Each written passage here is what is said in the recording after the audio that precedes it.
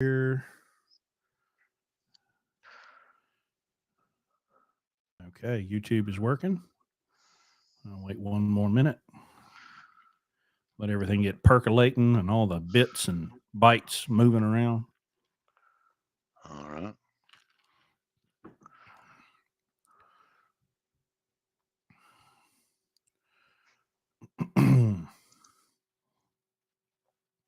You still do Facebook too? Yeah, it's on Facebook and YouTube and Twitter. Um, we don't get a lot of engagement on Twitter.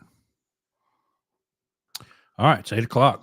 Good evening, lunatics. It is Friday, March the 15th, and we are back for another fun-filled episode. Larry's off this week. Y'all probably recognize it. We weren't here last week either. I had some family stuff going on, so we couldn't pull it together to get an episode going. So here we are. We are wall to wall on Treetop Tall. We are broadcasting on all the platforms, and we got Phil, the illustrious Phil Frese, with us, heavy haul BCO. So we're gonna lean heavy into the heavy haul and platform stuff.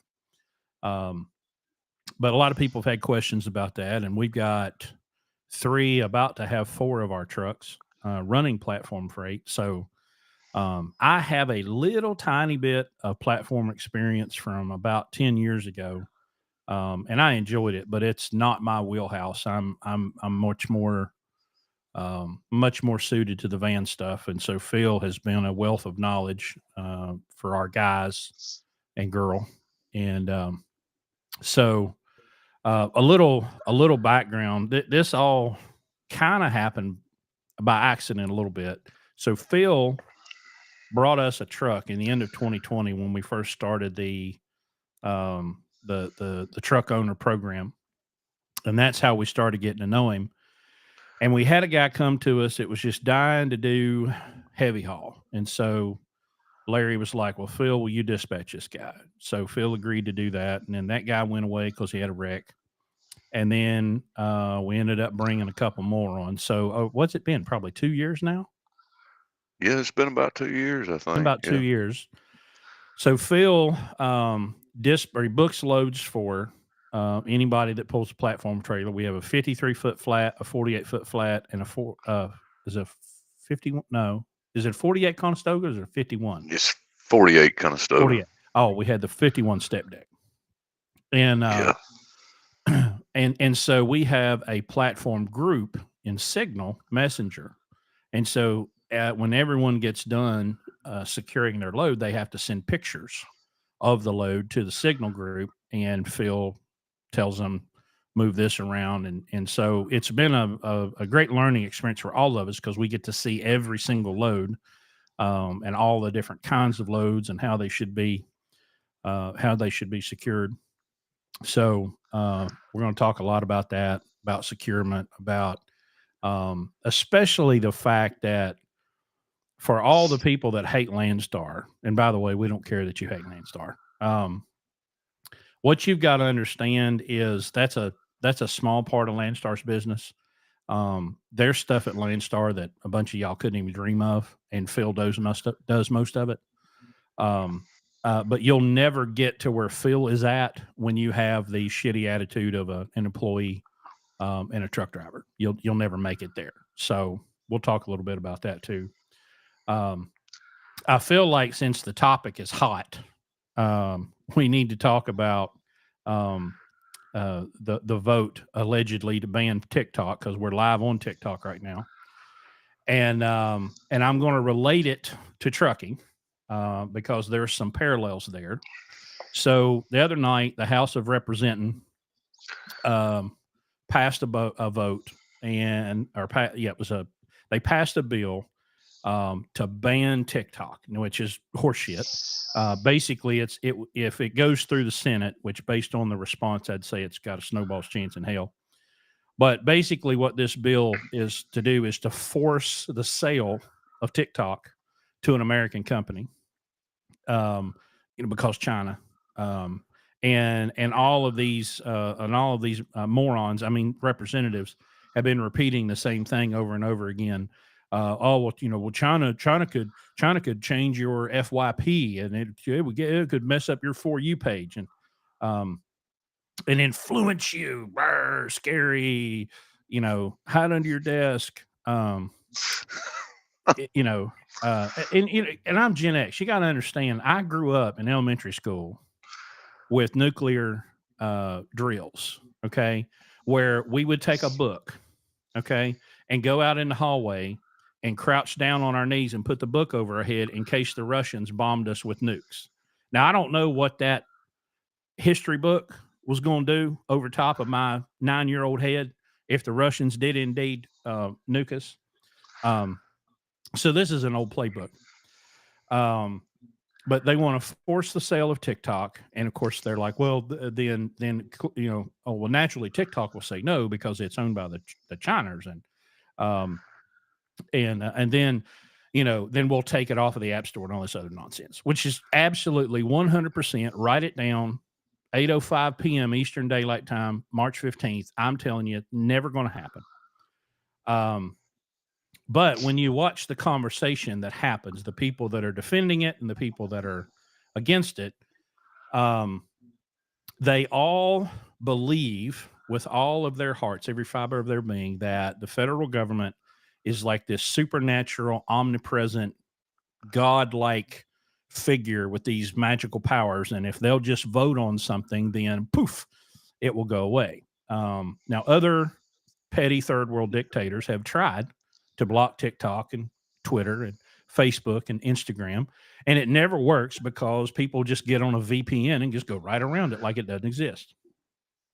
So there's absolutely no concern that TikTok is actually going to be banned. But what I want to talk to you about and relate this to trucking is all of you that want the magical fairy dust from Congress and the FMCSA to fix the brokers or fix the rates or fix the market. You have the same problem. You believe incorrectly that a group of basically professional liars that will say anything that they can possibly say if they believe it will get a vote out of you. And so I don't know if they believe as much as the other people do about the magical powers. They certainly act like it. But even if you could get what you want, and whatever it is, just there's a blank spot. Whatever it is you want the federal government to do for you, which is doing to someone else. We're gonna cap the brokers, or we're gonna make a minimum rate, or we're gonna do this and we're gonna do that, and all this other nonsense. Number one, you don't understand history. You don't understand real basic economics, like the simplest forms, like Econ 101, the stuff you get in the first 6 pages of the econ book. You don't understand that. But what you are is you've been gaslit and you've been emotionally manipulated. And so they're playing on that ignorance to get you to give them power that they don't possess, and then execute that power onto someone else. And if that power was executed on you, you would absolutely throw a fit, and you'd be driving around the circles, driving around the Capitol in circles and blowing your horn and waving your flag. And we're going to shut down the interstate. We're going to shut down the market.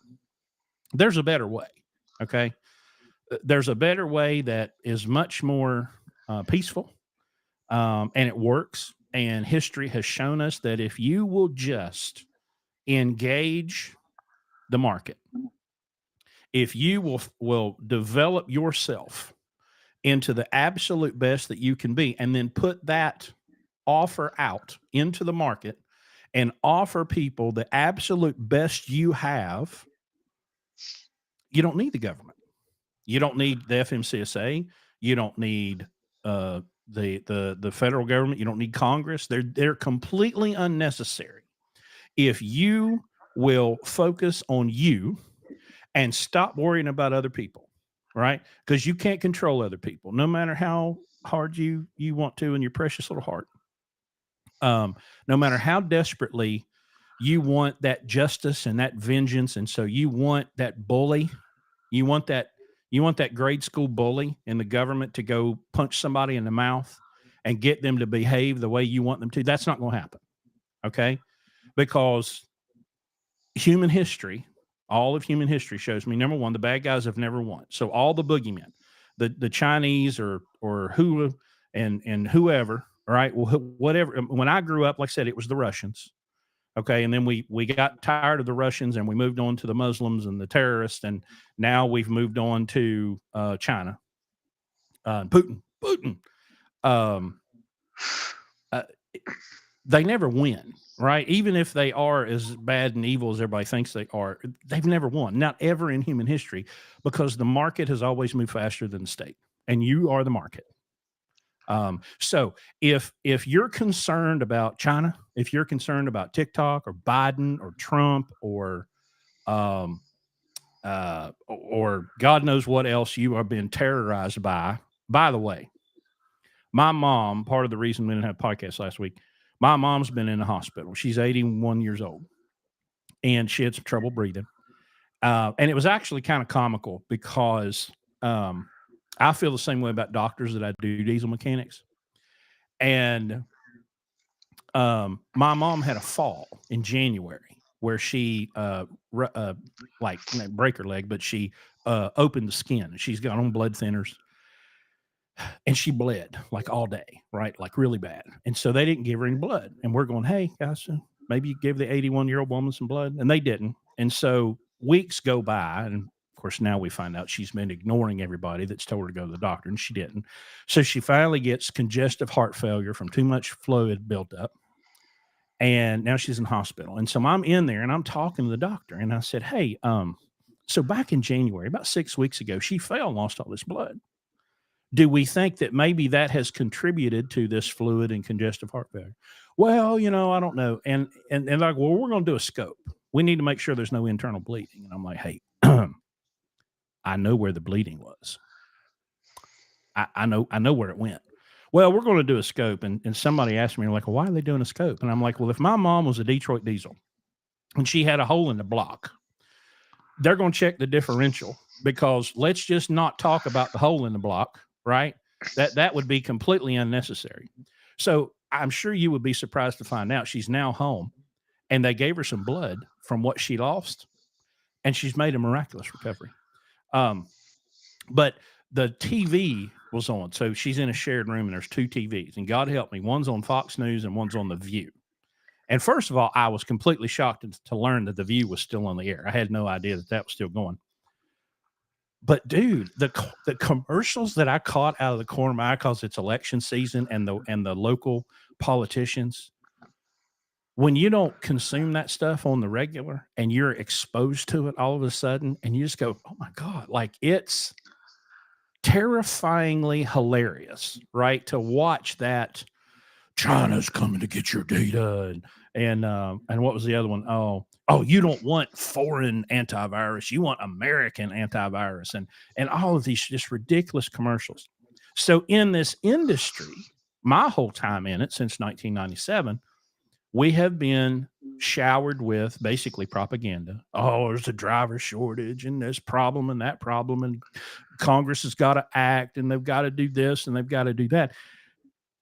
Well, every time they act, guess what happens? It's always worse for the owner-operator.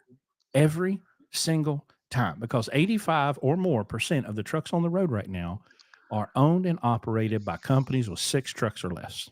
It's not Schneider. It's not JB Hunt. It's not US Express. When you cry out for the state to fix whatever problem you think you have, that was probably self-inflicted. What you're going to do is unleash that monster onto small owner operators, because they're the ones that are going to take the brunt of it. So I just want everybody to think, okay, just step back. Number one, say who benefits. Okay. If someone is trying to motivate you using fear, if we don't do this, then X bad thing is going to happen. If they're trying to motivate you using fear, I want you to ask the question, who benefits? And then just look around and say, well, okay, well, if they do this, who benefits? If it's not the independent owner operator, truly benefiting, don't do it. Don't turn these people loose on the market, on your neighbors, on your competition, because nothing good is ever going to come from it. All right. So I've said my piece. You want to add anything to that, Phil? Well, there's a lot I could add to it, but we never get to talking about platform stuff. So That's all right. We got plenty of um, time. yeah, I mean, here, this is the way I look at it. I mean, there's, you know, you've heard this term American dream all your life, right? Mm-hmm. Well, there's two different kinds of American dreams. There's the bullshit American dream that everybody believes in. That's, pretty much your government's involved in every step of it. And, and it leads back to what you were saying as far as, getting the politicians and government involved with owner operators and making more bullcrap rules and all this stuff. And then there's the actual American dream where you go out and you work your ass off and you do the stuff yourself, and you keep the government as far out of your way as you possibly can, and you do everything, Mm-hmm. because the only thing that's going to make you rich is yourself. It's not going to be the government or the politicians or who you vote for. It's not going to be any of that. It's going to be you working your ass off. So, Yep. yeah, that's my 2 cents on that one.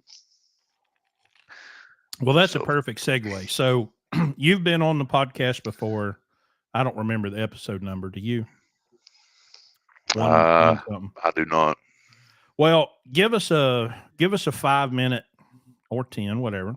But give us go back over your story of getting into Landstar, getting into the platform, the heavy haul, and kind of how you got here for the people that didn't hear the first episode.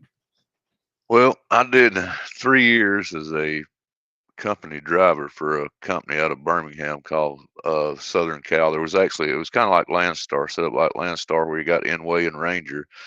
They had Southern Cal Transport / Eagle Motor Lines, and they were, at that time, they were all van trailers that we did. And the Eagle Motor Lines division was the solo side, and the Southern Cal was the team side. So I played back and forth between both of those for, I think, about 3 years. And one of the last team drivers, I hated driving team. That's the god awfulest thing ever. And one of the last team drivers I had was I liked the guy. He was a nice guy as far as his personality and everything. He was easy to get along with, except for the fact that I don't think he took a shower, but maybe once a month. And that was kind of hard to deal with. And that's kind of like, okay, well, I got to get out of this crap. I've got to do something to, for myself. So I took the initiative. And this guy actually, and the only reason I mentioned him was because he actually recommended that I go to Landstar. So if it hadn't been for the stinky kid, I would probably not be here. Yeah. But nevertheless, you know, I bought a truck in November of 2010. I bought which is now is 052. I bought that truck in November 2010. Came over here in December. Did the orientation in December. Um, and I'll get back to that in a minute. But I think it was January before I ever did my first load, and then I did van over here for several years. Wound up buying a van trailer, and I was kind of happy where I was. I mean, I was making money, but I did enough. Obviously, there was no lunatics back then. I guess there was. We just hadn't got all together yet. But Yeah. I did enough things right then that it kind of overshadowed the things that I did do wrong. And I wound up one of the guys that I met in orientation at Landstar. He had a heavy haul experience. He came from Miami, and there was a company he worked for down there that he had done some, you know, pretty gnarly shit while he was there. And when when he came to Landstar, he was pulling a van trailer, and he absolutely hated pulling a van. And him and I, we talked quite a bit. And I was booking my own loads. He was booking his own loads, and I'm beating him up every week pretty bad. Him and I were actually going to Pennsylvania one time. We were coming in from different directions. We were on the phone, and I told him, I said, "Hang on a minute." I said, "I'm going to call about this load." And we actually hung up with each other, and both of us called about the same damn load. But yeah, I got it, so I kind of won that one. And then, he's like, "Man," he said, "I can't do this, and I am so sick of doing this crap." So uh, he wound up going and buying all the uh, platform equipment that he needed, chains, binders, all that good stuff, making that investment, and put a headache rack on his truck. And he called Landstar up and got him a I think he got wound up with a flatbed, and then he got hooked up with an agent that was hauling glass loads out of Pennsylvania and out of Texas. And in doing so, he met Mr. Cliff Parker. And Mm. Cliff's actually in the comments tonight. So, because Cliff was hauling glass at that time also. So, after they met up and started talking, and then Cliff had met another gentleman, another BCO, Mr. Joe Donovan. And it kind of all came together because Joe was a heavy haul guru. So it all starts from him. And some, whichever way you want to look back to it, it's, you know, Joe's the reason we're all here pretty much as And far as, this is about 2011. this would have probably been, yeah, 2011 when all this was going on. Yeah. So Lenny was, after he started pulling platform stuff, him and I always compared numbers, and with a van, I could beat him. I mean, had figured out how to run the van, and I tried to tell him, and he wouldn't. He was a lot better talker than he was a listener. So I was beating him about every week till he got into the platform stuff, and then he starts telling me his revenue every week, and I'm just like, shit, I can't compete with this. Mhm.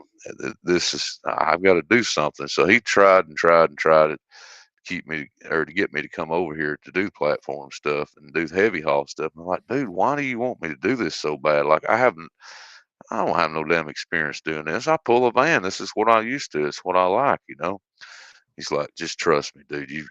You've got what it takes to do this. He said, you've got the attention to detail that you need to be able to do these, you know, platforms in general and the heavy loads and oversized stuff. So I finally told him, I said, okay, I'll give it a shot. So finally came over here and started working. At that time, Cliff had started doing some dispatching, and Cliff was actually my dispatcher for quite a while.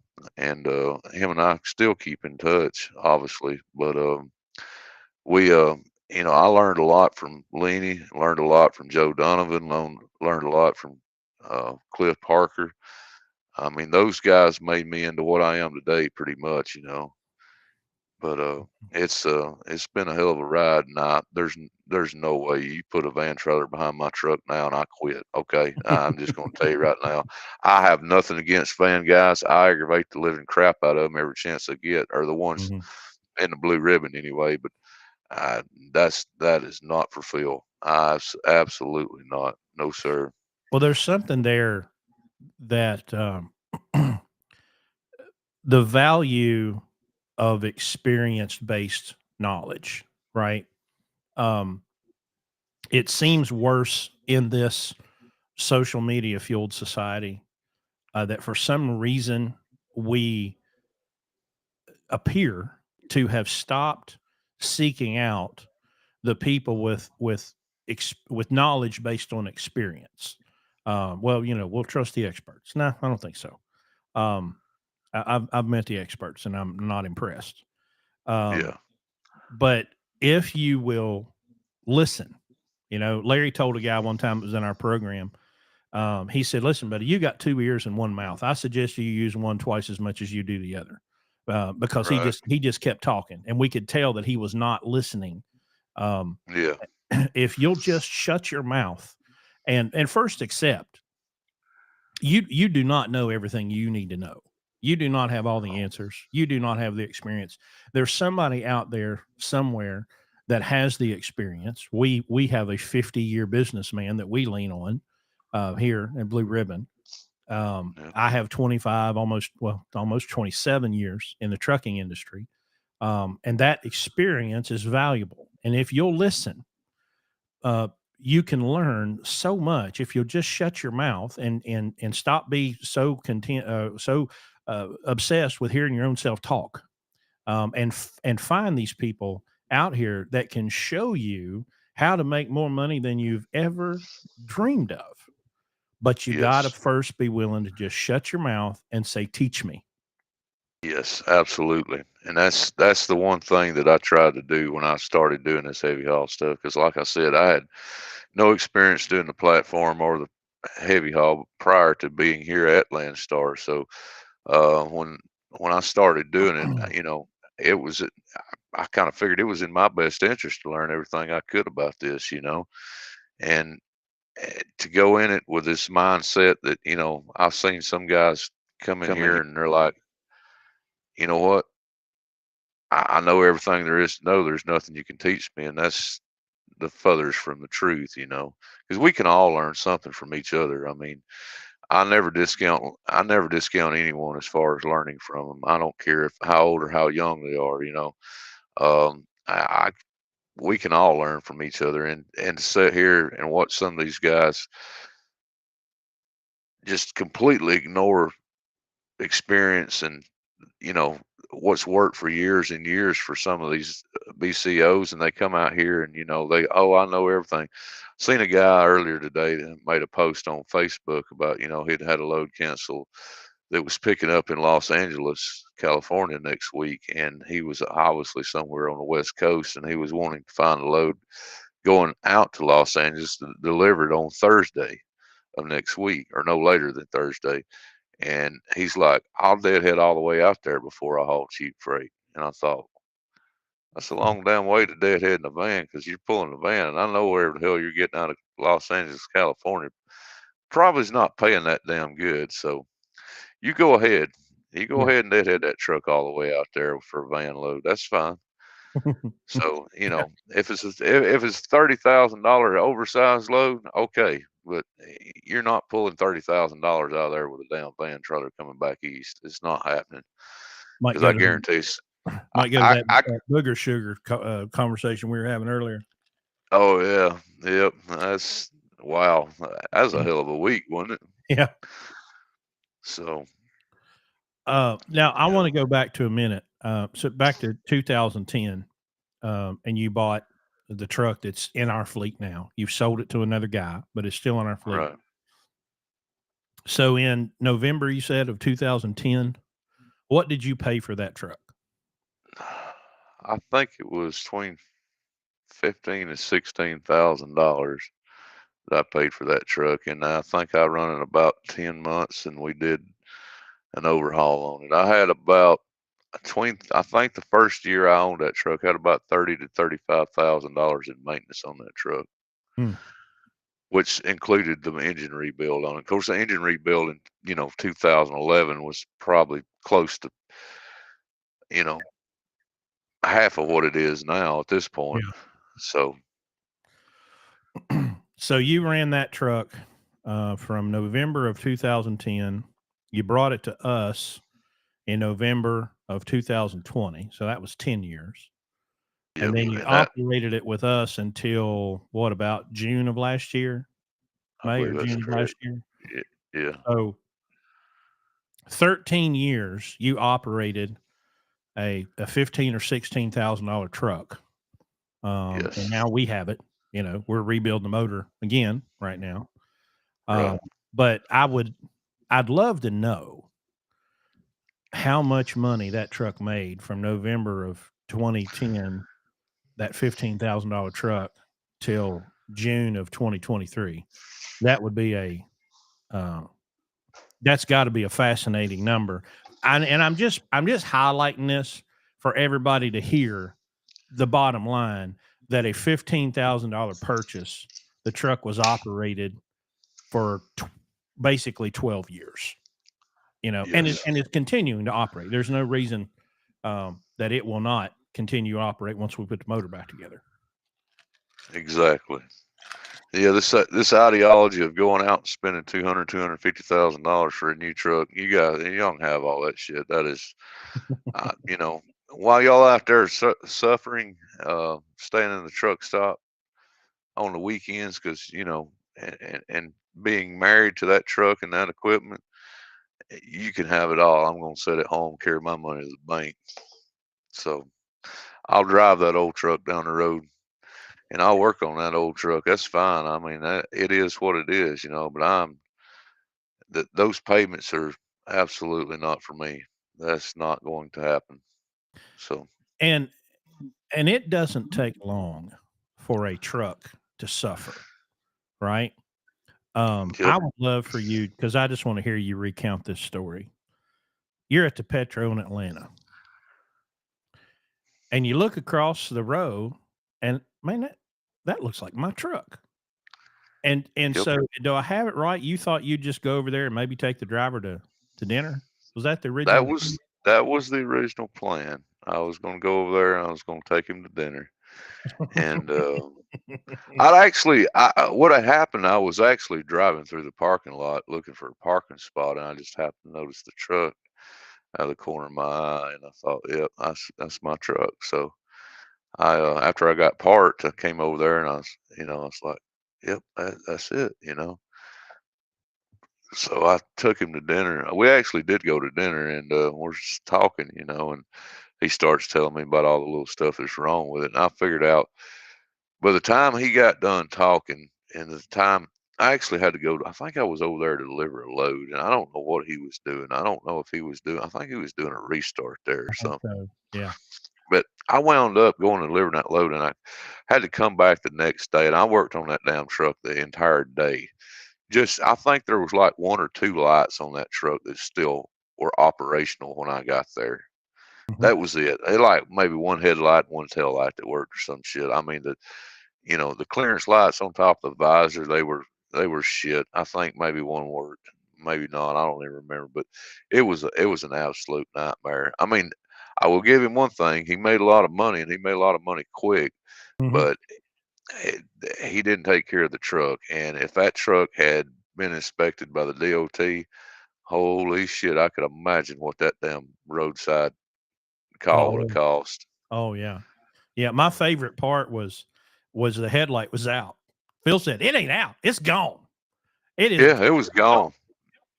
gone. Yep. I you know, um, The cover, it's got some of those headlight assemblies have the cover on the back of it, right? mhm. Well, the cover was missing. That keeps all the uh, everything out there, the road salt and elements and all that keeps it sealed up. It's missing, and the headlight bulb is MIA. So I don't know. It's probably laying on the side of of a dark interstate somewhere right now. So you So, bought the first truck. Now, when did you buy the second one? oh well, I bought the second truck in. Oh, that's a good question. I don't even remember. Well, you traded for it, right?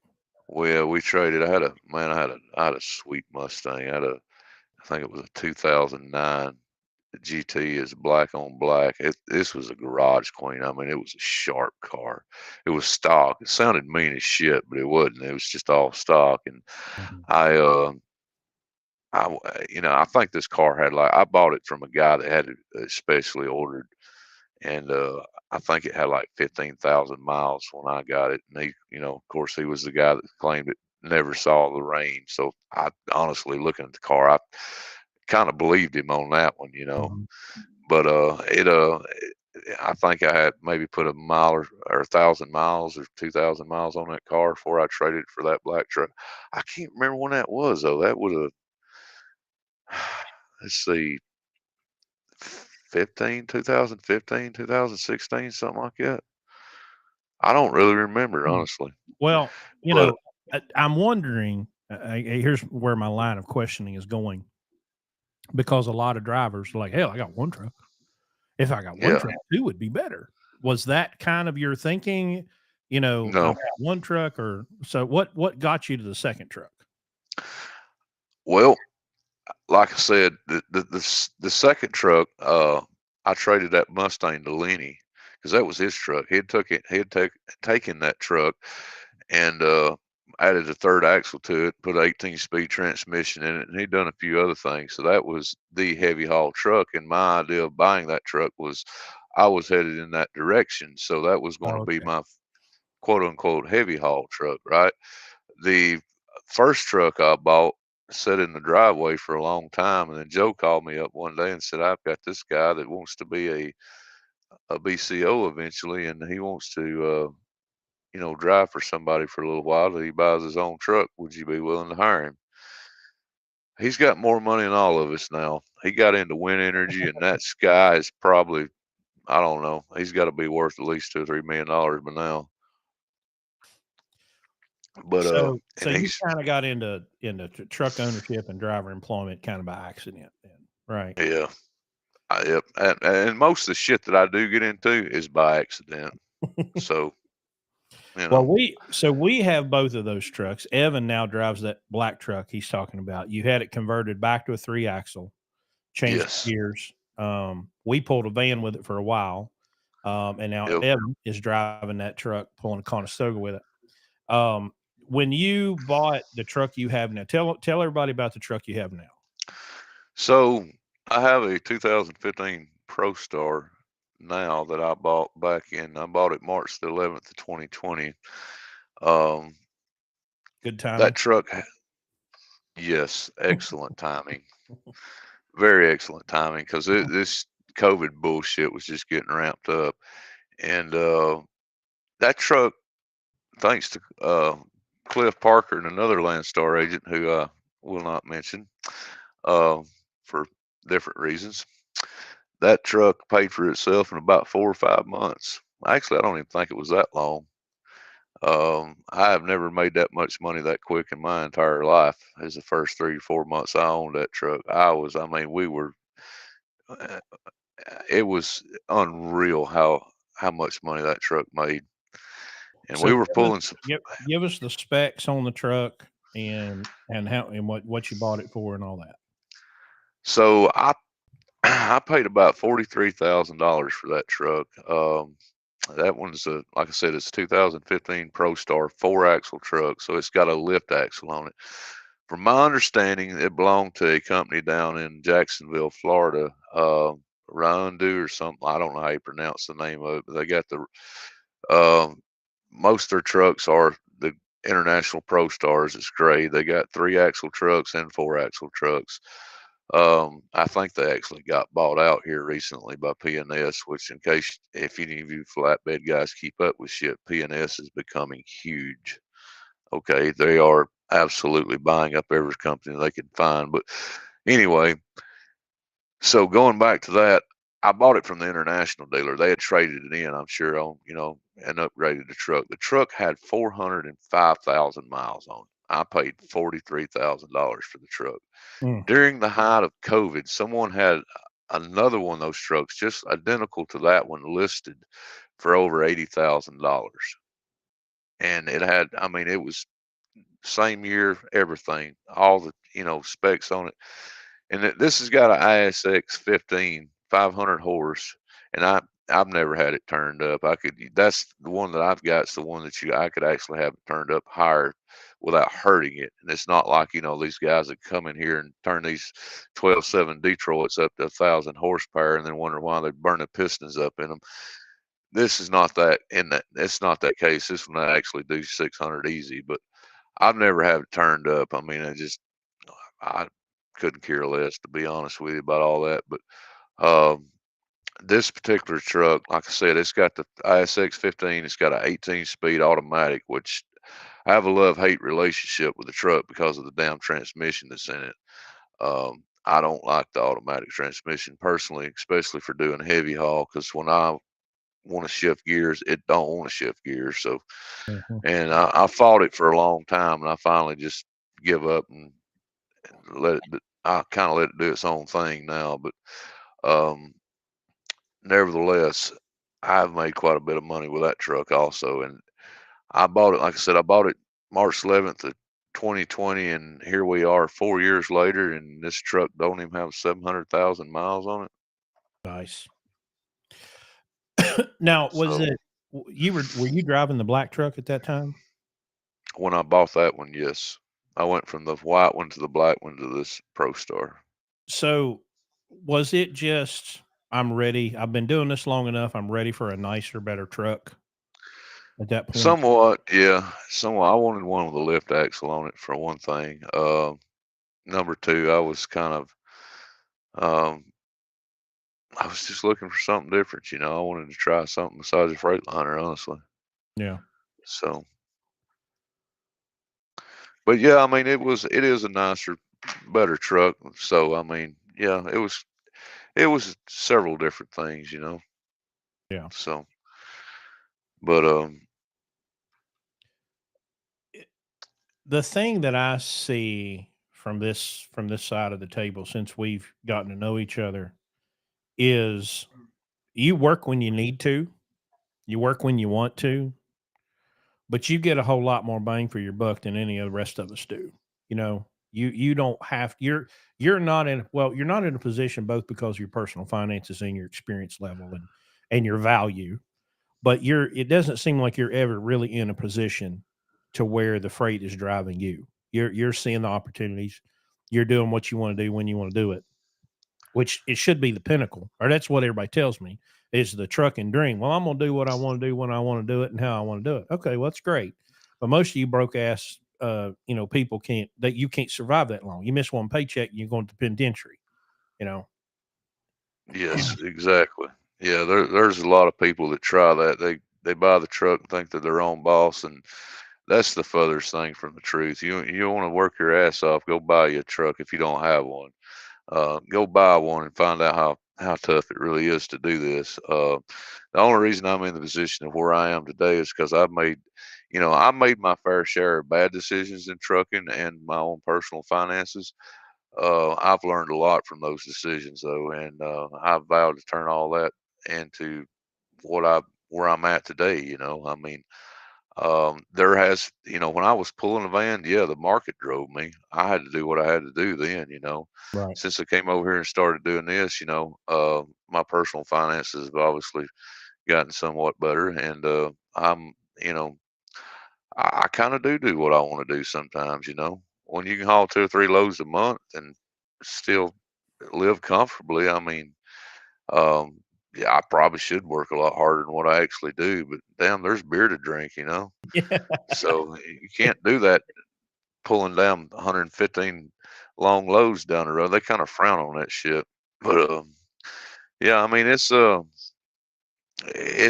I'm definitely in a lot better position, I think, than a lot of owner operators are. And I know there's a lot of guys out there that, they look at what I do and they probably laugh at it too, because they're making the real money. And that's fine. I understand that. You know, I don't pretend to be the greatest heavy haul guy out there. I don't pretend to be the uh, biggest money maker here at Landstar either. I know there's a lot of other guys that make a lot more money than what I do, but I do it, you know, I do it the way that I want to do it, and I work pretty much when I want to work. And I am kind of picky about the load sometimes. Um, I you get to a point in your career to when you're able to pick and choose what you want to do when you want to do it. I pretty much sit around and wait on the phone to ring somebody with a bunch of money. Yeah. Well, So let's talk about. I've seen some questions about trailers, and you've taught me a lot about. Not all platform trailers are created equal. Um, and you need, especially if you're starting out with no experience. I didn't think it mattered, but it does. mhm. So tell us first what trailer you're pulling, and then give some general advice for people that are looking to get into heavy haul as to what kind of trailers they should be looking at. Well, I have a 2017 Manak stretch flatbed. It's 53 foot closed up. It's 90 feet fully extended. This trailer stretches out in 5 foot increments till it gets to the last one, and then the last one is a 7 foot increment. It's a very versatile trailer. Obviously it's a 53 foot flatbed. It's a stretch flatbed. It is a 3 axle flatbed trailer, so you can haul weight with it. It's got a wooden deck on it, which, believe it or not, you wouldn't realize it, but there are some agents out there or some freight out there that requires you to have a wooden deck for a trailer. Now, back in January, I deadheaded all the way to Arkansas to get a load going to Atlanta, Georgia that paid $6,000 just because I had a wooden deck on a trailer because nobody else has got one. Most people that's got a flatbed, 53-foot flatbed, don't want a wooden deck on a trailer, and I don't blame them because they're heavy. Mm-hmm. So, when you go out there and the thing about it, if you're starting out in this and you're wanting to come to do the platforms side of trucking, you want to find the most versatile trailer that you possibly can. Now, the trailer I have, that's not what you need starting out with this. You guys, you want to make the money, go buy you a 53-foot all aluminum trailer. And once you conquer that, move on up, go buy you a 3-axle aluminum trailer. There's a lot of money in those too, hauling heavy stuff. But um, a lot of guys, oh, I don't want to do step deck. I want to do step deck, and that's fine. I get it. There are a lot of guys that, you want to transition from the step deck over to, the RGNs and all that stuff. That's not my cup of tea. I don't, I like the flatbed side of it. If that's what you like, that's fine. But I'll tell you right now, there's the market for RGNs at Landstar has been flooded for several years. In my opinion, the rates aren't all that, so y'all can have all that step deck and RGN stuff you want. I'll go pull the big loads with the big money on a flatbed, and don't get me wrong, not all these guys that pull the RGNs here at Landstar are struggling. There's a lot of them that's got a list of agents that, and they do real well. So, but generally speaking, to come over here and start with a step deck and try to transition to an RGN without any help or knowing anybody, you're going to struggle, and you're going to struggle quite a bit. I would personally rather, if I had to do this over again and had to learn it all again, I would start with a flatbed. Hands down, because there's a lot more loads. All you got to do to find out which trailer you should be pulling here at Landstar as a platform, starting out as a platform, get on Landstar online and separate the trailers. Just get on there and look at just the flatbed trailers. Don't look at anything else, just flatbed trailers. And then look at, from any 500-mile radius from any given point, just look at how many loads there are. All right, then look at how many loads there are for step decks, and look at how many loads there are for RGNs. You'll learn pretty quick there's a lot more loads for flatbeds than there are for anything else. Yeah. Well, and what we try to tell people, and this transcends van to platform, is when your business is new, you have to be versatile. You have to be, Yes. you got to make that money, right? We got a mentoring client had a talk the other day, and the guy's a BCO. He's his own independent business, but he pays me to dispatch for him, and he also pays me to tell him the truth. And I said, brother, you go home too much. Yep. And now he's a retired guy. He's got a pension, so he's not pressed for money. I said, but we're going to have to talk about how much money you want this business to make. And I said, so give me a number. And he said, well, I'd like to make 200,000. I said, okay. So from this point to the end of the year, we got to do X number of dollars every single week if you want to hit that goal. And then you're going to have to decide, well, I hit my goal last week, but I didn't hit it this week. Am I going to go home, or am I going to hit the goal? Or am I going to run extra hard the next 2 weeks to make up for it? But if you want to have that, if you want to have 200,000 net revenue to the truck by the end of the year, then here's what we're going to have to do. When you get, if you choose to listen, work, and get yourself to the position that Phil is in, well, Phil can do the same thing. He can say, okay, well, I want to make X number of dollars from January 1st to December 31st. But for him, it's a lot different because he might be able to do that, with 18, 20, 25 loads? How many loads did you do last year? I think it was 40, wasn't it like 43 or something like that? Yeah.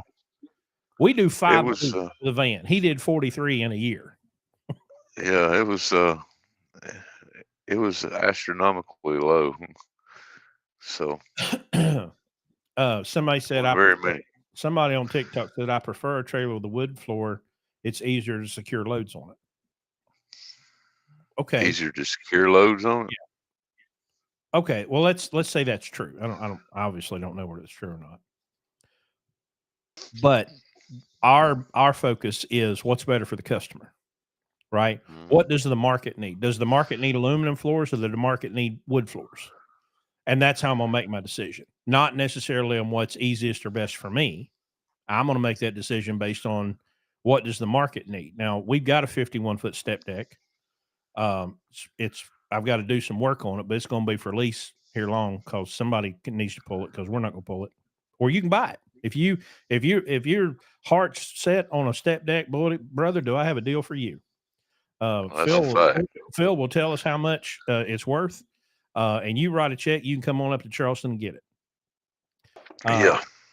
But it's now, and I'm going to put an asterisk on that because it's not that the step deck is bad. There's more flatbed loads than there are step deck loads. But for what we do with the training program, the step deck is terrible. It's absolutely terrible for our application. And here's Cliff Parker here in the comments. He says there's 5-to-1 flat to step. So that's probably pretty accurate. And it's starting out, I mean, yeah. You want to. Byron Waters is in the comment section right now on Facebook. Okay. Yeah. People have to remember with heavy haul comes a tremendous amount of added responsibility. The consequences are much greater if that load isn't secured correctly. Now, let me tell you how much we love Byron Waters. Okay. Byron Waters is a great dude, but because I love him, I'm going to bust his ass every time I get a chance. How about that stop sign, brother? You need to come to truck show, Byron. You do need to bring your ass up to the truck show. We're by the way, little plug. Let me just go ahead and do this. I'm going to transition over to a sponsor plug real quick. We're brought to you by Pittsburgh Power. We've had a relationship with Pittsburgh Power since 2009, running OPS and fleet air filter, and now we're a distributor for max mileage and OPS. But we're going to be in the Pittsburgh Power booth, which is, what did I do with? I should have a Pittsburgh Power booth, 69212. That's in the West Wing. We will be there on Friday, next Friday. That's the 21st, 2nd. Next Friday, the 22nd, we will be in the Pittsburgh Power booth pretty much all day. Excuse me, all of our people are right there. Pittsburgh Power, MD Alignment, Fast, Fleet Air Filter. And then on Saturday, we're going to be in the Landstar booth. See if I can see this tiny ass little number. I can't. 66148 maybe. But that's in the main hall. We're going to be in the Landstar booth on Saturday. Thursday night, we're going to have a kind of just loose, everybody hanging out. We're going to be at Caesars, Southern Indiana Casino, just on the other side of the river. Go into Indiana, take the first exit, and go south till you see the casino. We're going to be just hanging out in the casino Thursday night. So if you want to come by, have a drink, chat, hang out, whatever, we'll be hanging out over there. We're all going to Kevin Rutherford's CMC on Wednesday. So we'll be at the CMC Wednesday. Thursday, we're going to try to walk the show, get to see everything. Thursday night at the casino. Friday, Pittsburgh Power booth. Saturday, Landstar booth. So you should have plenty of opportunities to come over and visit with us.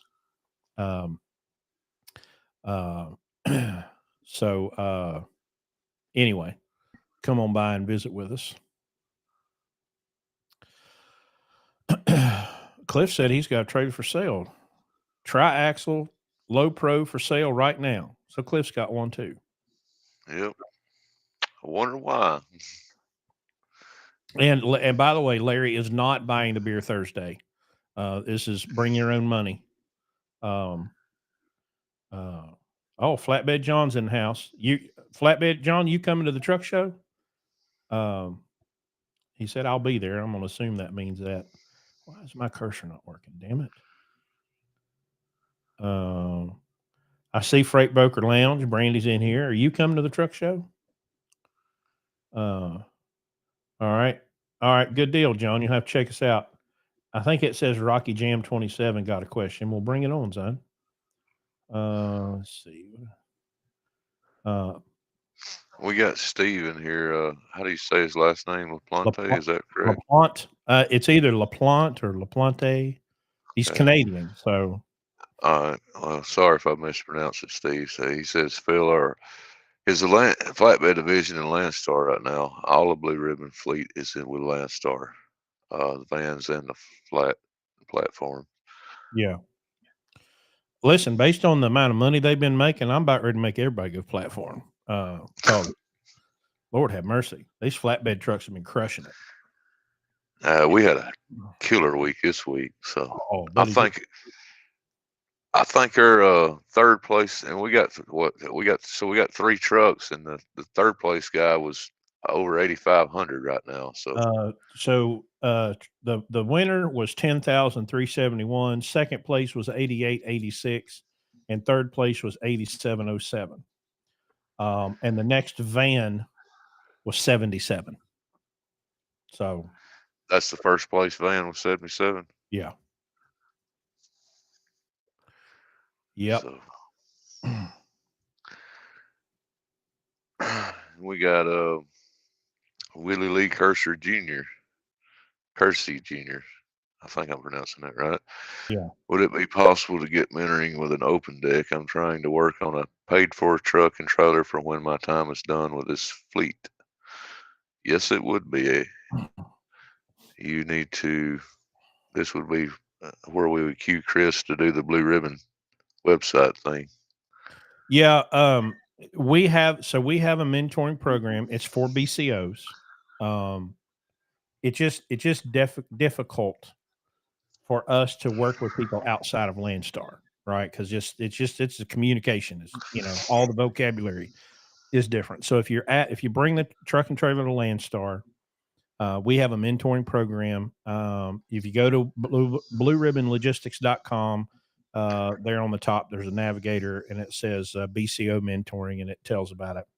And so with that, you would get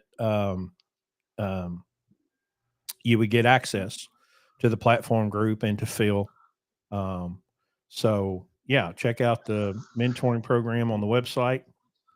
And we've actually had a couple of in the past. We've actually had a couple of BCOs that did have their own platform equipment that I've mentored here. So, a Rocky Jam 27. Before I hit Landstar flat decision, do they train you? Well, they send you to a securement class. I have my own truck. I need a trailer, and what else? Well, you don't have to have a trailer. I mean, you can get put on a list, right? But if you have the means, which would be 15, 20 grand, probably to buy a decent flatbed. I probably would buy one, long term, you're better off to buy it. But if you just want to come over here and you don't want to spend 15 to 20 grand just to see if you like it, lease one from Landstar, because we found out that is it's not a bad deal. It's 180. Yeah, it's a lucrative deal for sure. It's $180 a week. Wait a minute, this TikTok thing's been stupid. $180 a week, but you get 8% of the revenue. So it only takes, what'd you say, $2,200 or something? I think it was $2,500 worth of line haul. I think that's pretty close anyway. So if you can't do, literally, I mean, 1 or 2 loads a week, and you make the lease payment on that trailer, and then the rest of it's 8% to you. So if you go out here, if you take 3 or 4 weeks off on vacation, you're going to lose your ass. But if you come out here and actually run and don't do like me and sit at home half the time, but actually I own my shit, so I don't have to worry about it. But if you come out here run 2 or 3 loads a week, you're going to make money off of that deal. I mean, like I said, it is a very lucrative deal. Now, if you come out here and start banging curbs and messing up their tires and wheels and stuff, Landstar is going to call you wanting to check for that. But other than that, I mean, when the tires wear out and the brakes wear out, that's on them. So, light goes out, that's on them. But it is, like I said, we have figured out that is a lucrative deal to lease a flatbed from Landstar. Now they don't have, we have the 48-foot Conestoga in the Blue Ribbon fleet here, and you're not going to get that at Landstar. They don't have that. They've got your run-of-the-mill aluminum flatbed trailer, and that's about all they have to offer on that. So, and we have found the Conestoga is a great training platform, because we can get you going on securement without killing you with tarpon at first, yes. And we've seen some really good deals on Conestogas, 20, 25 grand. So if you had the capital, and the great thing about Conestoga, it's even more versatile. Well, I had a guy call today, and he was beside himself. He's like, dude, I got a $4 a mile load going from, I think it was New York to Wisconsin. Couldn't get phone ring. It's Connecticut. Connecticut to Wisconsin, $4 a mile. And he's like, I can't get phone ring, and so our Conestoga is a 48. Are there any of the axles on? Is any of the axles on your trailer a lift axle? If you're talking about my personal trailer, no. Okay. They are all three on the ground all the time, which definitely hurts fuel mileage. But I could go back in and make one of them a lift axle, or actually make two of them a lift axle. But I've never done it. As much time as you spend empty, that seems like a good mathematical calculation if you got two of those axles off the ground. Yeah, it probably would be, honestly. I just the thing about it is, though, with those trailers, you put it in the shop and you have somebody to make it a lift axle, and it stays in there for a week or two, and that's one trailer you don't really want sitting around in the shop, because when that guy calls with that $20,000 load that picks up 600 miles away from you tomorrow, you get in the truck and you go. Right. And you don't, there's a fine line with a heavy haul trailer like that, as far as staying to where you have the option to go pull those high dollar loads like that, but you also got to make enough money to cover your personal expenses, or if you have your business expenses or whatever. So you have to figure out there's a mathematical equation between what you need to make and how much time you can sit at home, So once you figure out the balance between those two, you're going to be much better off. And it takes some guys a while to do that. So, but if you go out and use a trailer like mine, see, my empty weight's 46,000 pounds. That means if I'm doing legal freight, I can only haul for 34,000 legally. That's considerably low. I mean, that's a big handicap. That would be the equivalent of, if you drove, or if you were pulling a van and you went out and bought one of these big sleeper trucks, you're, in a sense, you're handicapping yourself as to what you're able to haul legally. Yeah. So you want to be as versatile. The whole idea to make as much money as you can is to give yourself every opportunity to do that. And versatility in this industry will absolutely make you a lot of money. But if you handicap yourself on every corner that you can, that's like these guys. I mean, we probably got, three of the lightest truck and trailer combinations at Landstar, just simply because of these Freightliner trucks are so damn light compared to some of these other guys. You probably got guys out here that's pulling the same Landstar trailer that Jared has. It's probably 3,000 or 4,000 pounds heavier than him, just because of the truck. Mhm. I mean, we've got a Conestoga that can load over 48,000 pounds on it. A 48-foot Conestoga that can load for every heavy load I book for that. I get a lot of questions from the agent like, "Are you sure he's good with the weight on this?" And I'm like, I just "We're thought of that. fine." We need to reweigh him because I put super singles on that truck, which should be a 400 pound per wheel position. So that truck should have dropped 1,600 pounds when I changed the tires. But we ought to have him Oh, reweigh it. that's a good point. Evan, if Yeah, you're listening, go get a cat scale. he was on here a while ago. So, Yeah.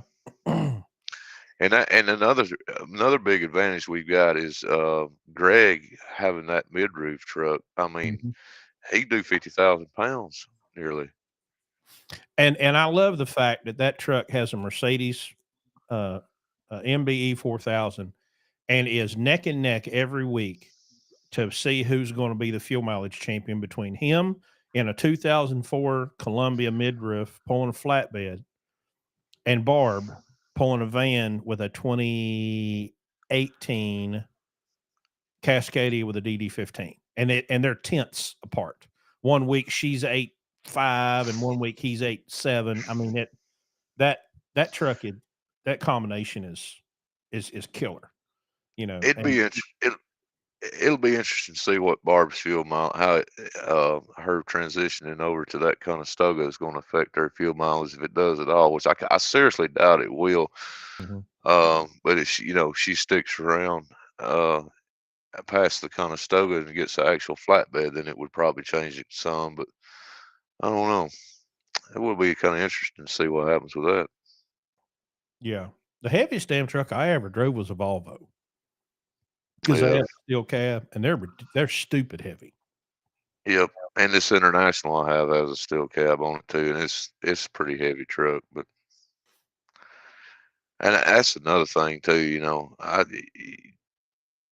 have this past week I have come up with a somewhat of a more respect for these mechanics. I changed every suspension airbag on that truck, both cab airbags. Whoever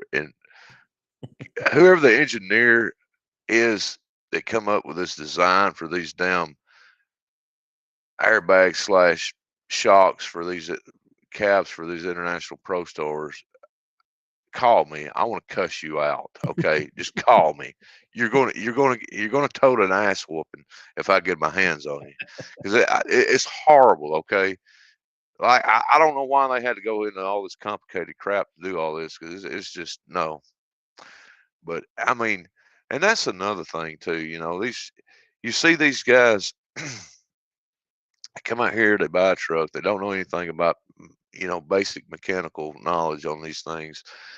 And every time something happens to it, they run to the dealership. The dealership puts them in line. 2 or 3 weeks later, they might get to them.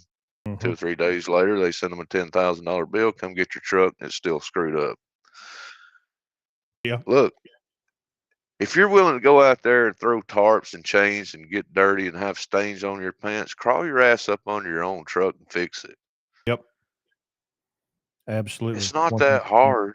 I can't build motors or, you know, change transmissions or anything like that. But if it's something that I can do myself and I've got the tools to do it, you can bet your butt I'm going to be up under there getting dirty. I'd rather do it myself.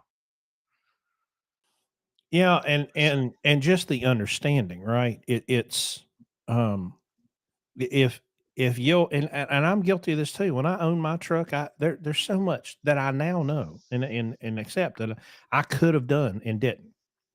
And I Right. had the opportunity to watch Carl, single greatest living mechanic. By the way, Carl got a double lung transplant last Monday and is recovering well.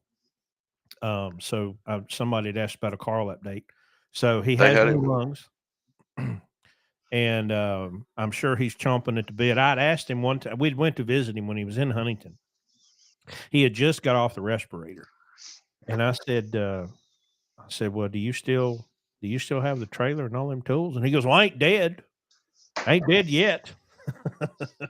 So he's fully planning um, on getting back to work. But the understanding that you'll have, okay, again, the $10,000 fuel filter, right? I know there's people that believe that shop that gave us that estimate was trying to get one over on us. And I wish that was true, but I don't believe it was true because I talked to the guy. I had him walk me through his diagnosis. And he was genuine about it. Okay. And I went, no, I can't buy that. And it turned out to be a damn fuel filter. Right. Yeah. And I watched the guys at the shop go through it. A lot of times you just, some of it's guesswork. Some of it really is. We're just guessing. Because the newer the truck, the more difficult the diagnostic process is. It's a completely different experience working on a Columbia or a Century versus a Cascadia.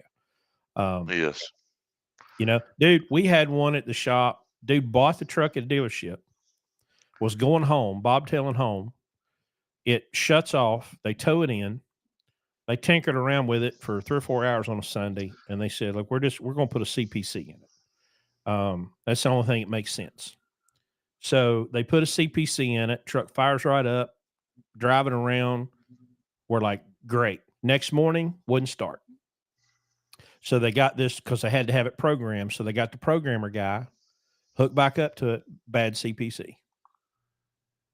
So called Wow. the dealership, got another CPC, and then the truck was fine. They took off. And they were like, "Yeah, we just get those sometimes. The CPC will work for a few hours and it'll fail again." I just, y'all want to know why I run ragged ass Centuries and Columbias? Right there. Right there. There's nothing on a Century or Columbia. If it has oil and it has coolant and it has fuel, it'll run. Even if it runs like shit, it will still run. Yep. And a clean fuel filter, obviously. In my truck, you can't used to on those the Centuries and Columbias, the ones the two that I own that you guys have now.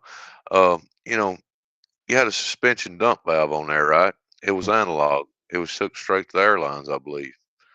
Um, you flip the switch, either the airbags go up, the airbags go down. This damn ProStar I got, you hit the switch on it, it sends a signal to a solenoid, which is on the frame rail of the damn truck. And if it feels like it don't want to work that day, guess what? Your suspension ain't doing shit.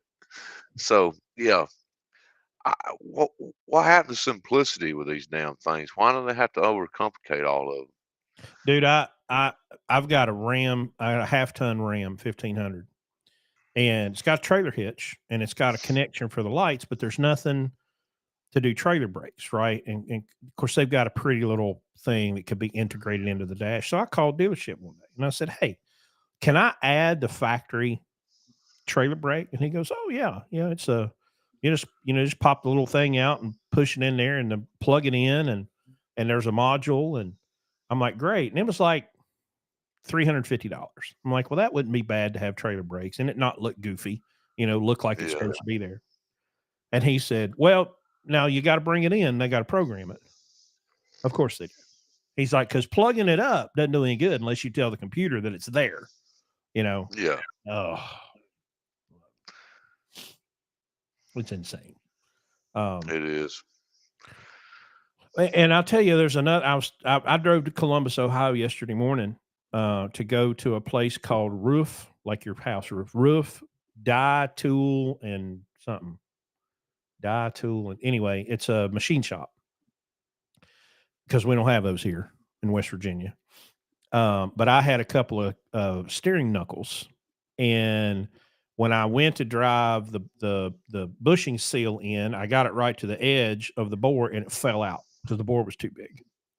So they charged me like $50 a hole, and they made me sleeves. They measured the kingpin and the bushing and all that, and they run it out and made new sleeves to go in there to hold the kingpin bushing.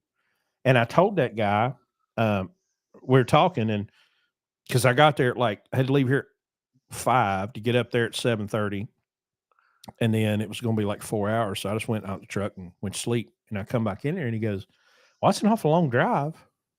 I'm like, yeah, it is. He's like, you ain't got machine shops in West Virginia, and I'm like, no, not to can do this, Right. And he's like, well, it's a lost and dying art of people knowing how to use drills and presses and lathes and all that kind of stuff. And they're not teaching you know, the new generation how to do that kind of stuff. Here's the question. Uh, how do you know how many chains and straps you need to set up a flatbed?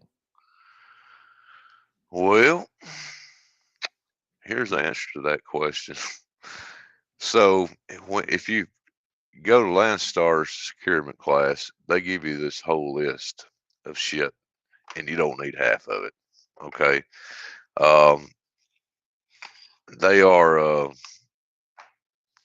there's a lot of stuff they put on that list you don't need. You want to know how many chains and straps?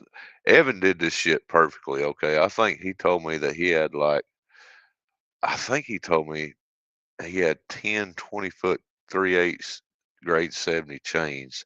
He went above and beyond the list that I actually gave him, because I told him, I said, you need to go buy 10 20-foot chains, and you're going to leave 6 of them alone. You're going to cut 2 of them in half, and you're going to add the hooks to those, uh, to the ends that you cut in half. I said, and then you're going to take the other 2 chains, and you're going to cut a 5-foot length out of them. So what you will wind up with is 6 20-foot chains.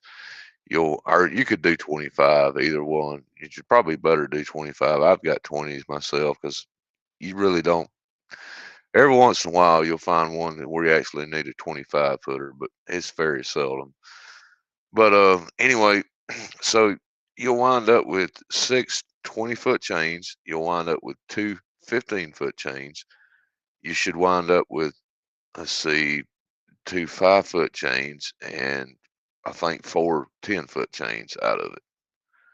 And then as far as the straps go, if you're just doing legal stuff, I would say, 10, either between 10 and at least, at least get 15 30-foot straps. If you're going to do oversized, and you'll need at least, add some 40-foot straps to that. I've got a couple 50-foot straps, which is almost unheard of. You have to pretty much buy those specially, but um, yeah, it's at least 15, and then you're going to need some 2-inch straps and ratchets also on those. You can buy the 4-inch ratchets, but if you've got a trailer that's got enough uh, uh, winches on it to begin with, then you don't need the ratchets. But and a lot of people don't realize you can stick a 2-inch ratchet into the uh, winches on those trailers. Or I'm sorry, a 2-inch strap on the winches on those trailers. It works pretty well. But I would say get 5 to 6 2-inch straps with ratchets on it. How many binders And you you need as many binders. You need at least 10. I would go somewhere between 10 and 15. Um, there's been loads that I've used. There was one I did here a while back that I think I used 12 binders on. I think it was the last load I did, or no, it was the load before last. I think I used 12 binders on that load. And 12 chains. So yeah, there's Cliff. He says 16 4-inch straps minimum. So Greg picked up a load today that he picked up a load of that foam board installation, and they required him to have 3 straps per stack. I wished I had the picture in front of me. I could see how many he had on there, but I think he said he had about every strap that he owned on that load. Which is really weird that they would Is that require Greg or Jared? Greg. Okay, yeah, If you're, see the picture here. it'd be on the platform. So Styrofoam. yeah, for styrofoam they required 3 straps per stack. So Now, one of the things that I learned pretty quick in my short platform time was all of the little extras. pieces of carpet and duct tape, and I had a bunch of motorcycle 1-inch motorcycle straps to help with my tarps, and a strap winder. That's the stuff that that ends up saving you that little bit of time. Yes. Those are the incidentals. You got to have your basic strap, your basic securement equipment, but then there's a whole lot of other little stuff that you need, to make your life easier. Everybody that comes through the Blue Ribbon program does platform. I've got a list of stuff that I call it the absolute necessities. If you don't have this, I'm not dispatching you, pretty much, because I've done it long enough now to where I know what's required and what's not required, and I know a lot of the customers that we go back to week after week, a lot of the agents that we go back to week after week, and I know what they require for their loads. And if you don't have everything on that list, then you're pretty much just there. I mean, like Evan did a load out of Mississippi that went up to Indiana. He picked it up, I think, on Monday of this week. That load required 10 coil racks and 10 pieces of bevel lumber. There's not too many BCOs or drivers running around out here that's got that many pieces of bevel lumber or that many coil racks. I called Evan up because I knew that he had a lot of it. I thought he might be pretty close to it. And he said, I need 2 more pieces of bevel lumber. So last Friday night, there was 2 pieces of bevel lumber sitting on a trailer in Coleman, Alabama when Evan came down here to get it. Because I'm like, if that's all it takes, I've got 2 laying out here on my patio that I'd be happy to get rid of. So, but I mean, there's, the more you have, the more equipment that you have for platform, the better off you're going to be. But the problem with it is space and weight. If you've got a set of 4-foot tarps, a set of 6-foot tarps, a set of 8-foot tarps, that's a lot of weight. You don't want to do all that. You've got to find a happy median somewhere. And most people's happy median is, let's just buy a set of 8-foot tarps that'll cover the 4-foot and the 6-foot stuff. Same thing with, all the dunnage and all that stuff. I don't even carry any dunnage on my trailer very rarely, unless I book a load and I'm at home and I know that it's going to need some specialized dunnage. But most of the stuff that I haul, either the customer provides the dunnage for it or it doesn't need any to begin with, one way or the other. But doing the generalized stuff, if you don't have, several pieces of it, you're kind of shooting yourself in the foot somewhat. There's a couple of questions from TikTok. Are you snap binders or ratchet binders? And do you store away straps or do you leave them on the winches? You couldn't give me a snap binder. I hate those things. You want to get your teeth knocked out? You want to get a good headache? Yeah. You want some snap binders? Behind that door sits a toolbox with about 8 snap binders in it that's been in there for years. Yeah. Come get them. I'll give them to you. I took an ass whipping from a snap binder one time, and that was it. I was ratchet binders all the way. Absolutely. And as far as storing the straps on the winches, here's the thing. The only good reason I ever see to do that is if you're hauling the same load back to back constantly. If you're pretty much on a dedicated route to where you know exactly what you're going to need for every load, then maybe I could see that. But they're getting weathered, Mm-hmm. The weather's beating the crap out of them. There's some, crackhead lurking around the truck stop while you're asleep that's waiting to make $1 off of your binder or off of your strap that you left on your truck. So, I don't personally. I take mine off every time, put them in a box where they go. I watched an old boy one time. He was struck. He had that bar up on that thing, and he was pulling, and he got it down latched, right, and he let. Mm-hmm. Oh man, son! I mean, that thing looked like a rocket going off, and that's heavy. I mean, if that hit somebody in the head, it'd have killed him. Now, there's been several drivers went to the hospital with those snap binders. And here's another thing from my short experience, but I learned it quick. And I mean quick. You will be organized. You will put Yes. everything back exactly the Yes. spot that you got it from every single time. Because when you first start out, listen, I had a friend of mine. I was at Anderson Trucking Service, and oh man, you got to come platform. You got to come platform. So I did it. And the first load was a load of like skid steers, bobcats, uh, mini excavators, and I run out of securement equipment. And I called him, dude. It took me like 4 hours to get this Yep. bitch, and I was so frustrated, but I Yep. finally got it done. And and then of course you're just wore out. You're just tired. You've had your ass whipped by all this equipment, and I just threw it into the headache rack, and then the next time I go and pick up a ratchet binder and the thing's gone because it's vibrated loose and fell down in the bottom.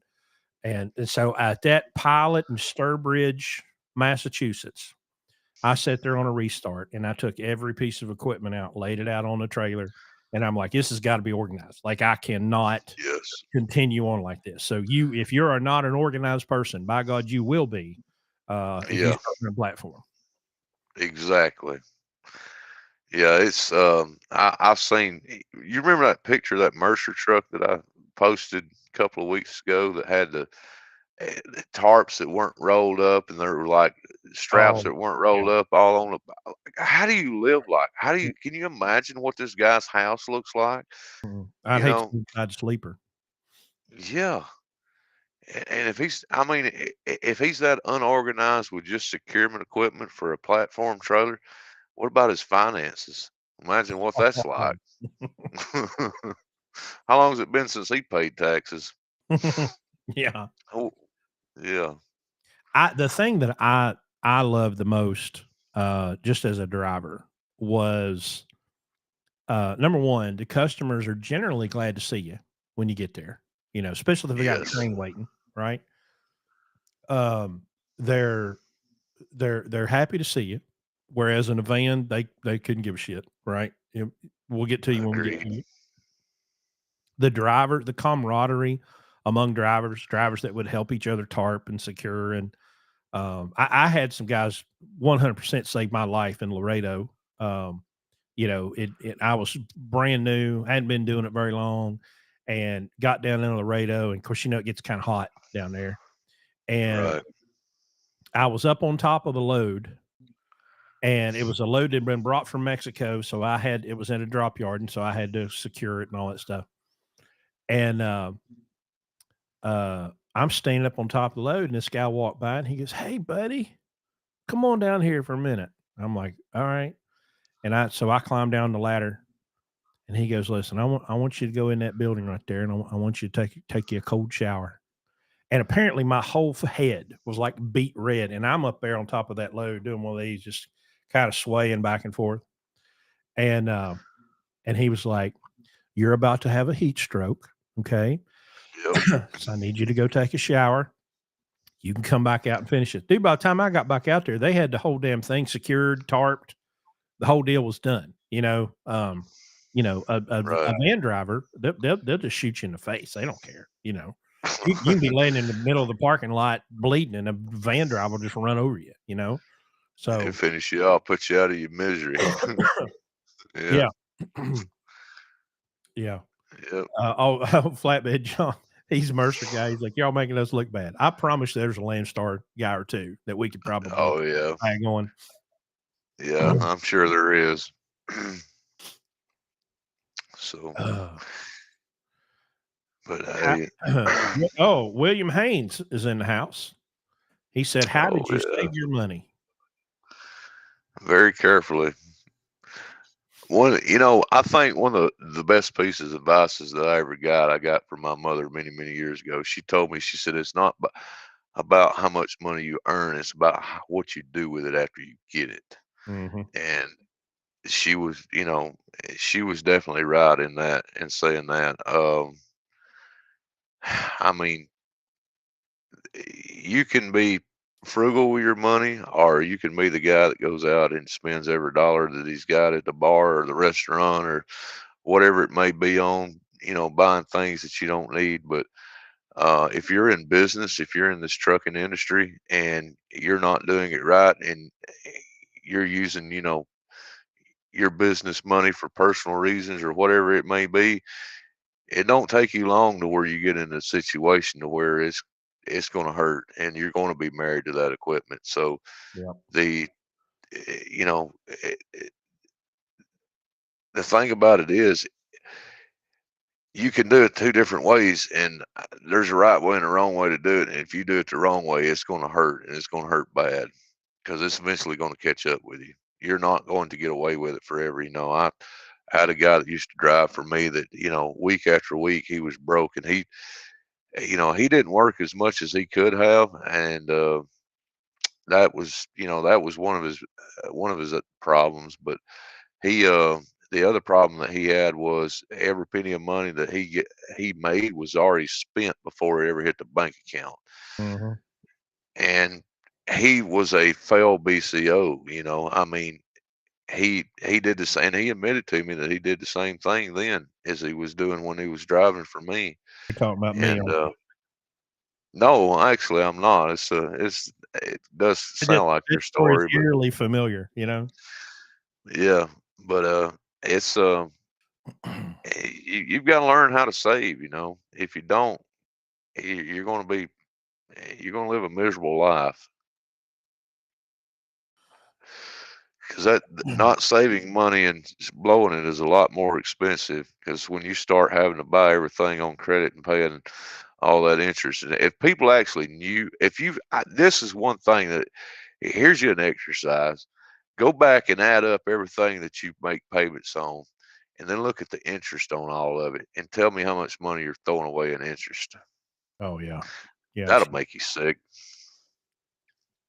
Now, um, since we brought up Mercer, and we get Mercer questions quite a bit. Um, Mercer and Landstar are similar but different. Um, and so when I get the question, well, what about Mercer? As I understand it, and maybe this is different in their platform side than it is the van, but you know, if you've been at Landstar a day or you've been here 15 years and a load shows up on the board, you call and book it. And if you've been here, this is your first day, and you make the phone call before the guy that's been here 10 years, you get the load, right? There's no seniority system. There's no, um, I'm trying to think of the word, but, um, you eat what you kill, right? And if you Right. get to it first, it's yours. Um, you don't have to wait on anybody else. And so that I would say is the major difference. I don't know much about their cost structure, how much you spend for insurance and plates. It's probably very, very similar because it's all market based. But the biggest difference between Landstar and Mercer is just that there's no seniority system in you have to wait for somebody else. Now, I'm sure it's got to be Flatbed John, first in, first out. He hates it. Um, now I've got Yeah. to assume that when you get really specialized, and you may be the only guy that's got the equipment to do that load on that day, maybe that matters less. Um, Right.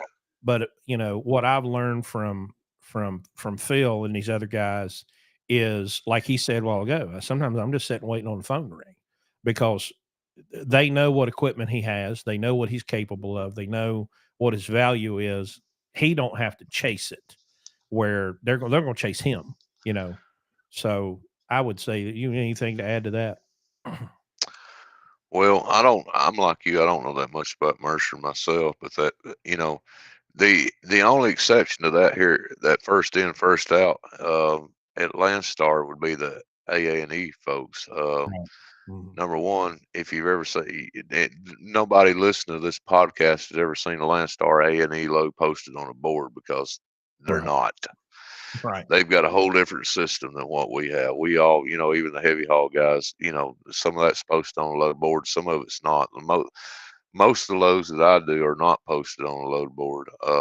Most of them I book off of phone calls. And Cliff shoots me loads every once in a while too. So, I've got, I've been here long enough and done this long enough to where, there's a lot of the agents that have repetitive oversized freight.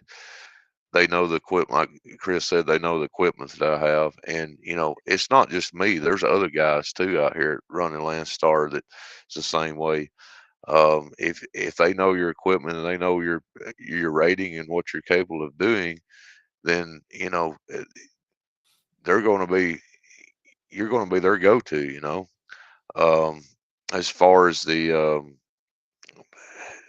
I don't like that first in, first out thing myself too much. I'm all about a free market. If I find that load on a load board and I call about it, why ain't you gonna give it to some guy that's been here 2 days longer than me? Yeah. He may not be worth the shit. He may have you know, uh, I mean, you never know. But these guys, the other side of that is, the people that think that every load that Landstar has should go on the load board and everybody should have a shot at it. Okay, Nope. let me ask you how that works out. Why does the guy that's been here for 2 weeks hasn't ever proved himself? Why should he get a shot of the $20,000 load that I get to go haul? Because I've been here and I've made those relationships and I've done my time. You know I started from the bottom. I worked my way up. Why does he get to do the same thing that I get to do? Yeah. He shouldn't have that. He shouldn't have that opportunity. Well, even the same when I had a dedicated running a van, it was a relationship that I had built and earned. And somebody's like, well, that they ought to somebody else ought to get a shot at that. And I'm like, no, it's mine. I earned it. I earned Yep. that relationship. I worked over years to build it. And dude, I haven't hauled that freight. I haven't hauled any freight in 2.5 years. But we don't even do that run anymore. And I got a phone call from one of the customers the other day. He's like, "Hey man, you know when the truck's gonna be here?" And I Yeah. went, "Well, my truck's actually not doing that run anymore, but let me make a phone call and I'll get you that answer." You know, Right. because even still, that relationship's important to me. And then Yes. when I saw that customer's name pop up on my phone, I'm like, "Why in the world are they calling me?" They had my Yeah. number. You know, and I said, "Well, I'm not on Exactly. that road, but let me get you that. Let me get you that information just as soon as I can get it." Right. Yeah. I mean, it definitely helps to build the relationships and not only with agents but their customers also, and prove go out here and prove yourself and don't be the guy that's late and don't communicate. I mean, that's one thing I can say about Blue Ribbon. They teach communication skills that go above and beyond what these agents expect. And, Mhm. that's been proven several times by the comments of the agents themselves that come out here and like, I can't believe you guys, are responding to the emails and this and that. They're just blown away. And to us, it's like, it's just another day at the office. I Yeah, mean, and this that is and I simple. was getting ready to say that's the one thing that's universal, from van freight to, platform freight is Yes. and guys, the simplicity, okay? Send an email when you get there. Send an email when you leave. Yep. Send an email when you get there. Send an email with a proof of delivery when you leave. Yep. I mean, 4, maybe 5 short emails set Yes. you so far apart from the rest of these Absolutely. knuckle draggers, these Neanderthals that come in and won't call anybody, won't communicate, won't let the agent know what's going on. And that's the basic level that the basic expectation that we have. And um, we get the response and the feedback. It's like, wow, y'all's communication was amazing. And I'm like, yeah, we sent you 5 emails, changed your whole life. Yeah, and then the other thing is, well, it's none of their business where my truck's at. Okay, well, whose freight's on that truck? why do they not have a right to know where their freight's at? They're the ones that own it. They're the ones that's paying you to haul it from point A to point B. Don't you think that they should know where it's at? You know? Mhm. But yet you have guys out here that, they won't, even when you call, and get a third party load and there's a broker that calls you or whatever. And then, well, I'm not going to talk to the broker because he's not a Landstar agent. Okay, well, and Yeah. now you know why, Landstar gets a bad name with some of these brokers. That's why people like, Anik, some of these others probably don't want to work with Landstar anymore. Because Yep. you got jackass truck owners that come out here and, well, I'm going to do this and I'm going to do that. And well, what you're doing is bad for your business, is bad for my business and everybody else here at Landstar. So, you know, if you're going to play that game, you go to Mercer. Okay. Go to Mercer. There you go. And Flatbed John, you come to Landstar and we'll all be good. Um, James Snodgrass on Facebook says, "Why don't we talk about the real problem? Too many fingers in the pie." Well, I don't have any fingers in my pie. I try to keep fingers out of my pie. Um, but supply and demand, nothing I can do about it. I can't. I cannot affect the number of trucks available for loads, and I cannot. I can't do anything about it. I can't do anything about the market. I can control me. I can control the guy I see when I look in the mirror. Yep. And so, if there's too many trucks, which there are, the the the amount of loads, the economy itself is really not all that terrible.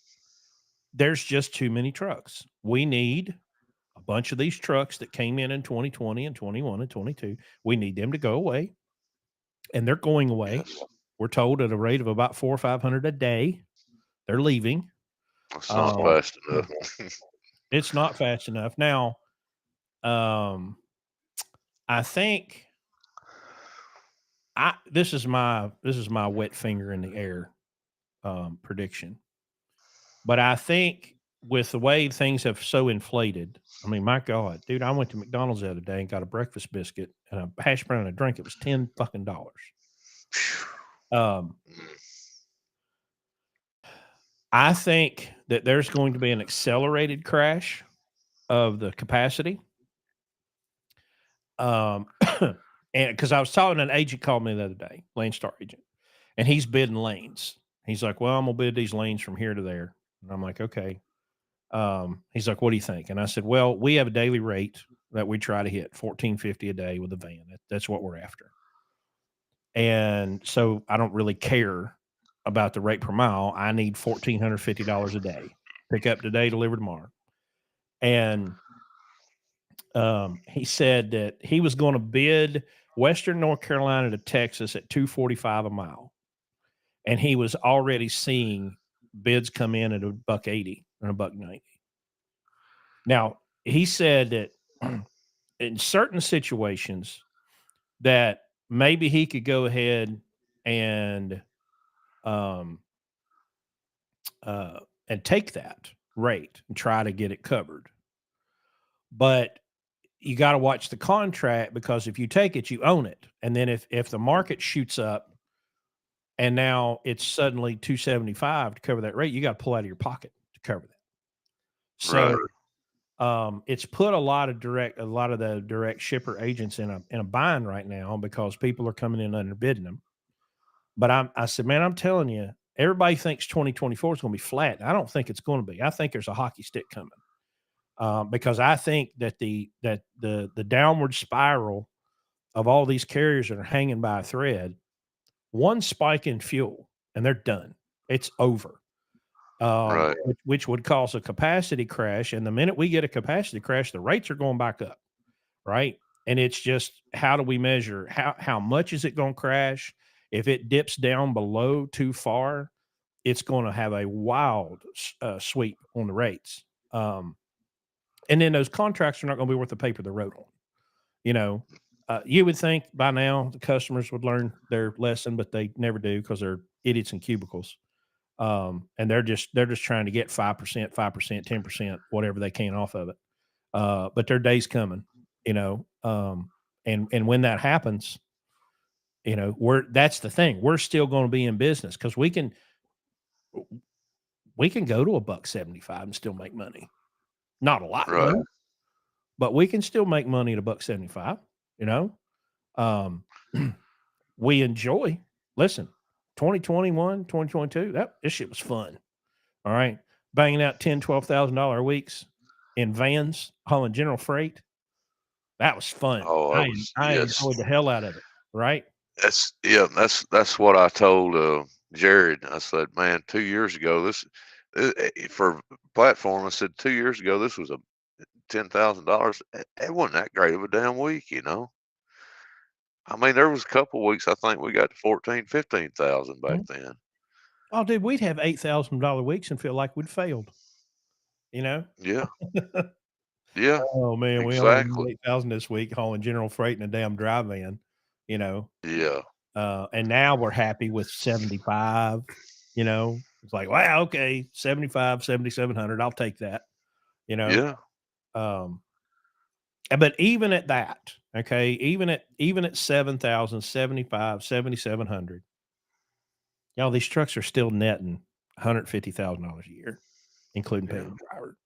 You know, um, but that's why we do things the way that we do them. It's all about the why. exactly. The why drives the how. How do you do this? Well, let me tell you about why I do it, and that'll help you figure out the how. And the how is Right. basically low cost of operation, no payments, pay cash, communicate, plan, communicate, execute. Yes. And so I'm looking forward to getting back up there because, um, Right. especially since I've been doing all the payroll and shit, I see how ugly it is. So Oh, absolutely. I'm looking forward. And by the way, and somebody asked about Carolina Red 2006 Columbia Mercedes engine for 8,000. What's your thoughts for first time owner operator? Well, I can only go on what I know, and what I know is we've got one Mercedes truck with 1.8 million, and we've got another one that's getting ready to cross a million that gets 8 miles a gallon every week pulling a flatbed. We just had to do a pretty major repair on our Mercedes. It was $10,000. We replaced, was it 2 heads or 3? I think it was 3. I was thinking it was all three of them, I believe. Yeah. Because it has 6 individual heads. Doesn't have one big head, has 6 individual heads. And Right. they are known to crack. It's an issue. So there's an updated head that they came out with a few years ago. Hell, I think like 2004. But it's a trade-off. But like with anything, I'm gonna tell you, do not buy a truck unless you can pay cash for that truck and you have 15 or 20 grand um, in the bank. You gotta have that reserve, because if that $10,000 repair hits you, don't matter what it is. It could be a transmission, it could be a rear end, it could be a head, it could be drop a valve, it could be drop a liner. You got to be prepared. But Man, that's one of the things I learned that lesson the hard way. I think it was when I bought that first truck. I think it was either the second or third load that I ever hauled for Landstar. My truck broke down, and I remember it like it was yesterday. It broke down. I was at the Lehigh Travel Plaza, which is now the TA there in Lexington, Virginia. At that time, it was still mom and pop's truck stop. Still had the Western Star service and all that shit instead of this bull crap they've got now. But um, my truck was making a noise, and I thought it didn't have a lot of power, and it was making this really odd noise. And I was, like I said, man, when I was driving a company truck, I thought I was badass because I was carrying a toolbox around with me, and I was probably, you know, at that point, I was probably doing better than 95% of the other company drivers because they didn't carry a toolbox. But I thought I knew how to work on something. Yeah. Go mm, buy a truck. You think you know how to work on one? mm, Go buy one and run it down the road as an owner operator. You'll figure out how to work on one, and you'll learn exactly how much you don't know about working on them. So I'm over here at this TA, and or what is now a TA, and I left this damn truck stop headed south with this load that I had, and I made it to the about halfway up that get on ramp on the 81 South, and that truck died dead in the water, wouldn't crank, wouldn't do nothing. And I had to have this damn thing towed back to that damn Western Star service place that they had there. And of course, it cost, I don't know, $3,000 or $4,000. Of course, they were like, "Oh, it's an injector and it's injector." And I was thinking, I already talked to one mechanic. He said, "I think your air compressor's going out." Well, you know as well as I do, Chris, that where's the fuel pump mounted on the damn Detroit 60 series? Yep. So it's mounted on the damn air compressor. Your air compressor goes to shit, your engine ain't running because the damn fuel pump's not turning. So that's exactly what happened to it. So after they put one or two injectors in it, which obviously didn't fix it. And I'm not saying that they weren't bad, but Right. that wasn't the root cause of the problem anyway. We get this thing back on the road, and at this time I'd been, like I said, I'd done like 2 or 3 loads for Landstar. Well, normally you got to be here for a certain amount of time, which I think's like 6 months or something for Landstar to give you a red file loan or whatever. Mhm. And I called them up, and they're like, "We don't really know you. We don't know your truck. We don't know how well you're going to run and all this shit." And I'm just like, "Look, give me the damn chance. You pay this shit, and I promise you, you will not regret it." And they agreed to pay half of it. So I drug my half dead dying ass to my buddy and borrowed the rest of it from him. And that's like the walk of shame, the one Yeah. the one you do after you've done something that you shouldn't have done the night before. Yeah. That phone call is about that same feeling Yeah. emotionally, because you call them up like, "Dude, I screwed up. I'm broke. I don't have any money. My damn truck's broke." And I took that opportunity, and I call it an opportunity because that's the way I looked at it, uh, to learn from and to try and figure the shit out that I didn't know, because there was a lot of it back then that I didn't know that I thought I did. And I took that opportunity, and I told them, "Look, just give me the money and I'll make this shit happen." And I tell you what, that's the only loan that I've ever done through Landstar, on my truck. So Somebody was asking, what's the oldest truck you can lease to Landstar? Anything that has an electronic engine. So that goes back to 90, probably 93, something 95. like that. Yeah. Um, uh, as long as you can connect an ELD to an electronic engine. You want to bring in a 1995 JB Hunt cab over, bring it on. So yeah, 99 W9 is good, because it has an electronic engine with either a 7-pin or a 9-pin. Oh, Mercer only goes 10 years. Wow. Well, all right. Well, no thanks, Mercer. Yeah. Hell, hey, not That'd not eliminate the whole not fleet, wouldn't Mercer. it? Yeah. The whole blue ribbon fleet be out except for 2 trucks. Wow. Yeah, no, hell no, absolutely not. It's somebody commented on here, says YouTube has saved my ass and wallet many times. Oh, buddy. Yes. And there's so many people that, the actual quote unquote mechanics, the service guys or whatever, make fun of people like you and I that watch YouTube and figure out how to fix shit on their own. Mhm. Because in the meantime, though, they're probably doing the same crap watching YouTube themselves, trying to figure it out because they don't know what the hell they're getting paid to do. Dude, Some of them don't. Not all of them like that, but some of them are. there was a good kid that worked at the TA here in Hurricane, and he left to go to some shop, and he had come by one night, and they said,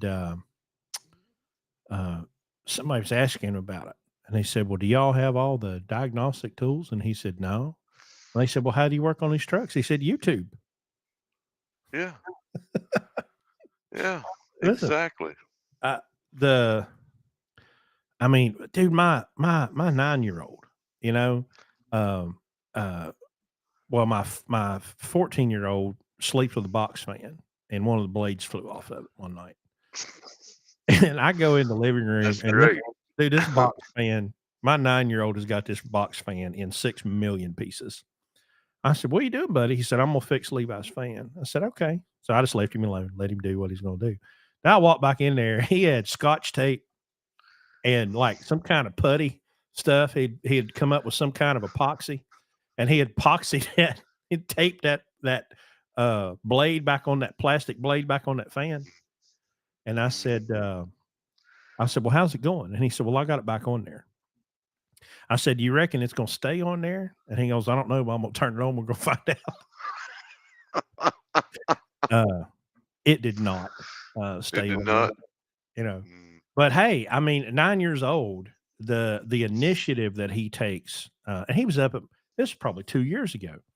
Um, he was up at my mother-in-law's up there playing, and she had something wrong at the house, and she's like, "Well, I was gonna call." She was gonna call her son, her adult son. She's like, "But Mason fixed it," and I'm like, "Hey, you know," but it's 9 years old. What he has, imagination, curiosity. That's yes, what you got to have. You want somebody said something about absolutely. wish they was as handy as I was. Imagination, curiosity. Um, Yes. that's what it takes. You know, how does that work? Yep. Um, And what makes it go round? yeah, So, yeah. but It's you know, people have asked, what are y'all going to do when they outlaw those old trucks? I'm not really all that concerned about it. Um, Landstar, I mean, Landstar could do a lot of damage if they came up with some kind of policy that trucks had to be 2010 or newer. And obviously they have to be to go to the People's Communist Republic of California. Uh, right. Well, but even if they did something like that, they would still probably grandfather you in, probably. grandfather the older trucks in, most likely. Well, there were guys I know when the ELD mandate came out, there was a guy that had a 1987 two-stick Peterbilt. Um, Oh well. yeah, it was, of course, it was gorgeous, you know. But he was grandfathered in, you know, because of that. So I'm sure they will. But listen, there's a lot of shit on my list for me to be concerned and worry about. That just ain't one of them. Yeah. Let's see. Intuitive. Yeah, that's a good word too. Um, Yes. you know, and like I say, now that we have YouTube and we have people that have given the gift to humanity of, well, I'm going to do this. Um, I'm gonna video it so somebody else. My wife, we've got a damn Chrysler minivan, and apparently they're known on the sliding doors for the lock, freeze, and then the door won't open. Right. And I watched this guy, and he's like, "Well, here's what you got to do, and you got to stick your arm back in there." Well, apparently his arm's a lot skinnier than mine because I've got my damn arm back in that son of a bitch and just about didn't get it back out. And you've got to manually, you got to take your hand, you got to grab a hold of that lock as hard as you can, and then yank and get that thing to bust, basically break it, and then take Right. the whole and dear. Listen, I cussed every Chrysler engineer, their mama's mama. God, what a fucking nightmare. Yeah. There's anybody that makes fun of somebody that wants to get on the internet, whether it's YouTube or TikTok or whatever, and learn how to fix a problem themselves versus calling somebody else to come fix the damn problem and throw money at it. Oh yeah, especially when they can't I do it. mean, yeah, exactly. I mean, it's like I said. I mean, I'm not a mechanic. I'm a truck driver. If I can fix it myself and save a dollar, or learn something and save a dollar, I'm going to do it. Yeah. Well, folks, So, 2 hours has flown by. So let me remind everybody again, next week's the truck show. We're going to be out there basically Wednesday through Saturday. Um, Friday we'll be in the Pittsburgh Power booth. Saturday we'll be in the Landstar booth. Thursday night, if you're around Caesars, Southern Indiana, come on by and chat with us and visit with us. So yeah, we'd like to meet everybody. And if you talk to Pittsburgh Power, let them know you've heard about them on the Blue Ribbon podcast. They'll keep sending those checks, and we'll keep cashing them. Yeah. So that's it. This has been a great episode. I'm sure the flatbed people will all be happy about this. And let me say this as well. We do have a couple of trucks available. So if you would like to learn how and why we do things the way that we do them, and you would like an opportunity to see how a finely tuned, efficient, and sustainable trucking business is run, we have an 18-month class that you can come. You're paid as a W-2 employee, not some 1099 nonsense. You are paid as an employee. For 18 months, we will teach you Larry's 50 years of business and my 27 years of trucking. We have Phil, we have Richie. But understand, you are not coming here for a job. You get paid while you're here, but you are not here for a job. You are here to learn. And it takes 18 months. Okay. Because all of this is funded through the profitable operation of that truck. And if the trucks aren't making money, nobody's making money, and there's no value to it. So go to the website, blueribbonlogistics.com. You can learn all about the master class. If you would like to apply for the master class, there's a button right there on the front page. Apply for the master class. We'll answer some questions, and we will set up a Zoom interview where, we've got, they can get tested, because we're going to ask you a lot of really strong questions. And John says, can I bring my own truck? Same deal. Just learn from you directly. You can. It's called the mentoring program. So go to the website, look at BCO mentoring, and you own the truck. We'll help you with dispatch. We'll help you with finding loads. We'll help you with accounting. We'll help you with cost saving strategies, maintenance strategies. Because John, brother, I promise you, if you'd have called me from the TA in Oak Grove, because in the mentoring program you got me on speed dial, things would have went much, much differently. Yeah, that's a fact. Yes. As a 100%. Yeah. There is value in both being an employee in the program, and there's value in being a mentoring client. Yeah. So with that, I'm gonna shut her down. I don't know that we're going to have an episode next week. We might. I'm going to load up all this equipment, and I'm going to make an attempt from the banquet on Saturday night. Now, follow us on TikTok, because I will have a bunch of TikTok content. I'm gonna wear y'all out with TikTok content while we're out there at the show. And we may be live Saturday, and we may have a really, really special guest. So just be ready, and we'll let you know. But until then, we will see y'all next time. Everybody be good and be safe.